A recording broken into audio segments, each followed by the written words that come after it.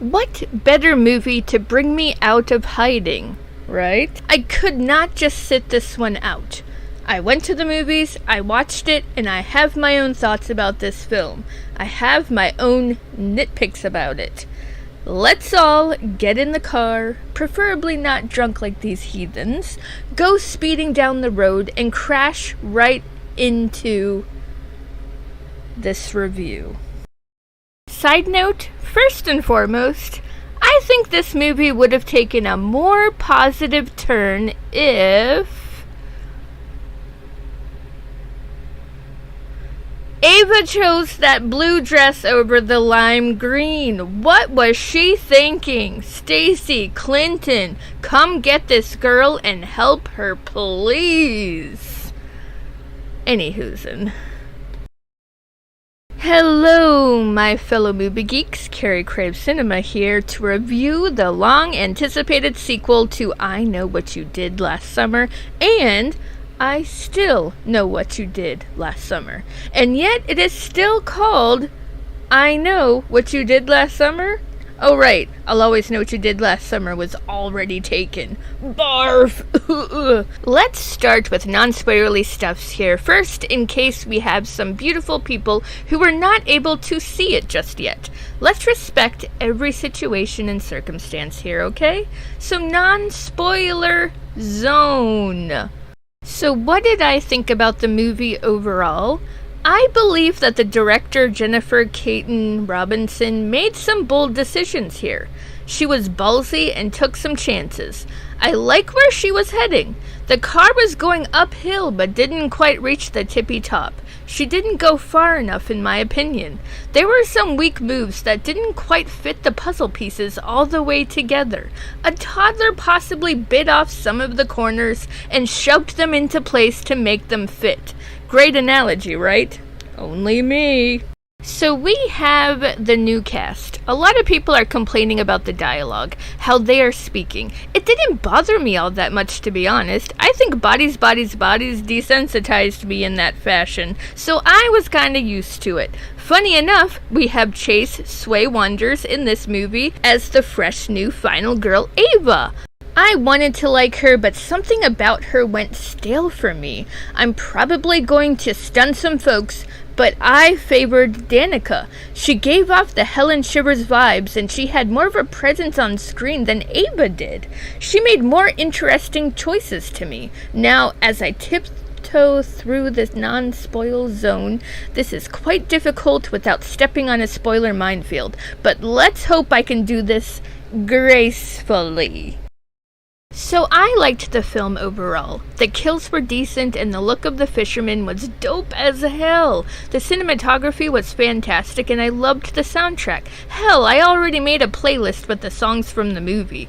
And as for the ending, a lot of people have some words about that ending. Of course I do as well, but mine are a bit different than others, I will say that. I didn't mind the ending. It was rushed, which is one thing I did not care for, but the choices made, I was not mad at, to be honest. I would recommend this film if you are an I Know What You Did Last Summer fan, or just a fan of slightly campy slashers. So that's where I will leave the non-spoiler part of this review, cause like a kid in the candy store, I am jonesing to shove some spoilery cake in my pie hole. Sounded weird, but you get the gist. So, Spoil Town, here we go! Okay, here goes nothing. I know I am walking a thin line here, cause I'm about to surprise some folks here. A lot of fans are mad that Ray was revealed as one of the killers. I am not. I'm not mad because, to be honest, I was suspicious of him even in the first one. First of all, why would he need to use an alias to talk to Missy when he asked questions about her brother David Egan? Billy Blue. He used Billy Blue to hide his true identity. In my opinion, to make sure his friends didn't find out, he was snooping around, or worse, getting his rocks off, wanting to know more about the person they killed. Also, here's something that I feel we all have missed in the scene when they tell Ray to check for Ben Willis's pulse. He told them he was dead. Could it just be he just does not know how to properly check a pulse? Or he is a bit demented and kind of just wanted to resume killing this man. Ray has a dark edge to him that we see glimpses of every now and then. I think he was harboring the dark side for quite some time, in my opinion. Even in I Still Know What You Did Last Summer, he leaves his friend alone while he checks the guy on the road.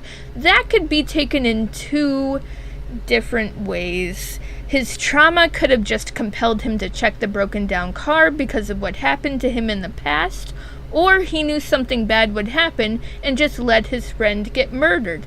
You never know. Right thing to do would be to either call 911 to have police check this car, or tell his friend to go with him to check it out together.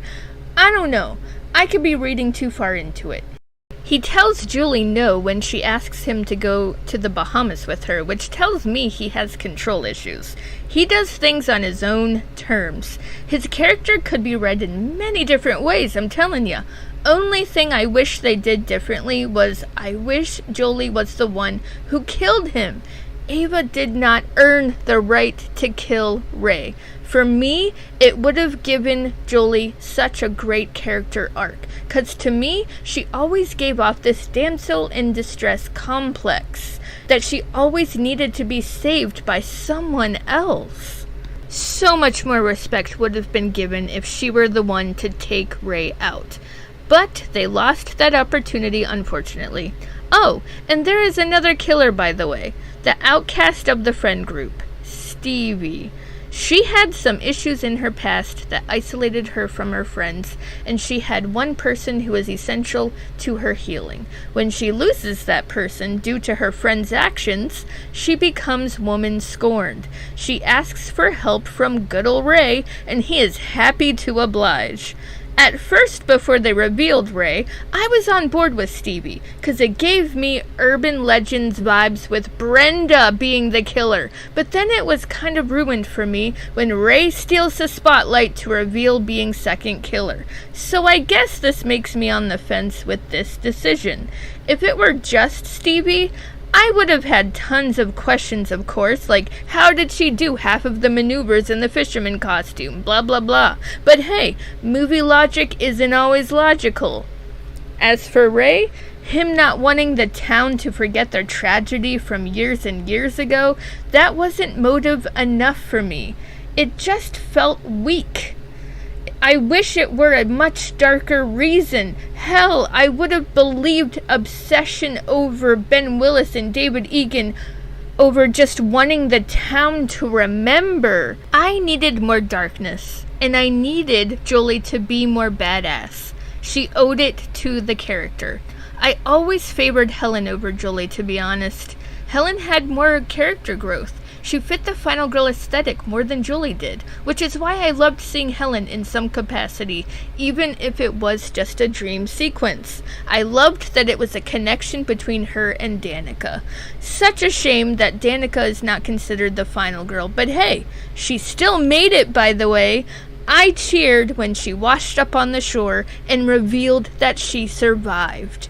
Their chemistry together at the end, Ava and Danica, it was lighthearted and very quite Gen Z, because I feel like this generation is so desensitized to everything. That's why eating French fries on the beach while sporting apparent injuries makes sense. Oh, and I feel the need to point out two nods to Scream.